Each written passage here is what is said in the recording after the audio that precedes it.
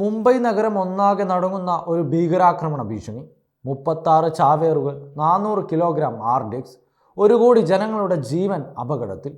ഈ ഞെട്ടിക്കുന്ന വാർത്തയാണ് കഴിഞ്ഞ ദിവസം മുംബൈ പോലീസിന്റെ ഔദ്യോഗിക വാട്സപ്പ് നമ്പറിലേക്ക് എത്തിയത്.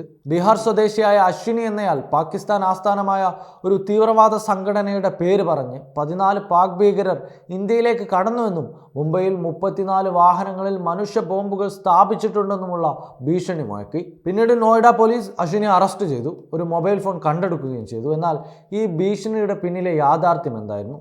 അശ്വിനി ആദ്യം പറഞ്ഞത് താനൊരു ജോത്സ്യനാണെന്നാണ്. പക്ഷെ മാധ്യമങ്ങളിലും പോലീസിന്റെ പ്രസ്താവനകളിലും ഒരു പ്രത്യേക സമുദായത്തെ ലക്ഷ്യം വെച്ചുള്ള ഒരു കഥാഖ്യാനം രൂപപ്പെടുന്നു. ജിഹാദി സംഘടന, പാക് ഭീകരർ, ഈ വാക്കുകൾ ഇന്ത്യയിൽ ഒരു പ്രത്യേക മതവിഭാഗത്തെ മുൻകൂട്ടി കുറ്റപ്പെടുന്നതിൻ്റെ ഭാഗമാകുന്നു. ഇന്ത്യയിൽ ഭീകരാക്രമണ ഭീഷണികളുടെ പേര് പറഞ്ഞ് ഒരു സമുദായത്തെ മുഴുവൻ മുൻവിധിയോടെ കാണുന്ന ഒരു പ്രവണത നമ്മൾ പലപ്പോഴും കണ്ടിട്ടുണ്ട്. മുംബൈയിൽ ഗണേശ ചതുർത്ഥി ആഘോഷങ്ങൾക്കിടയിൽ വന്ന ഈ ഭീഷണി സുരക്ഷാ ഏജൻസികളെ ജാഗ്രതയിലാക്കിയെങ്കിലും ഒരു വ്യക്തിയുടെ പ്രവൃത്തിയെ ഒരു മതത്തിൻ്റെ മേലെ ആരോപിക്കുന്നത് നീതിയാണോ? അശ്വിനിയുടെ ഭീഷണി ഒരു വ്യക്തിഗത പ്രവൃത്തിയോ മനസാന്നിധ്യം നഷ്ടപ്പെട്ട ഒരാളുടെ വാക്കുകളോ ആകാം. എന്നാൽ ലക്ഷറി ജിഹാദി, പാകിസ്ഥാൻ തുടങ്ങിയ പദങ്ങൾ ഉപയോഗിച്ച് ഇന്ത്യയിലെ ഒരു സമുദായത്തെ മുഴുവൻ കുറ്റപ്പെടുത്തുന്നത് സമൂഹത്തിൽ ഭിന്നതയും ഭയവും വിതയ്ക്കുകയാണ്. ഇത്തരം സംഭവങ്ങൾ ഉയർത്തുന്ന ചോദ്യങ്ങൾ ഇതാണ്: നാം എത്രത്തോളം ഒരു വ്യക്തിയുടെ പ്രവൃത്തിയെ അവൻ്റെ മതത്തിൻ്റെ പേര് പറഞ്ഞ് വിലയിരുത്തുന്നു?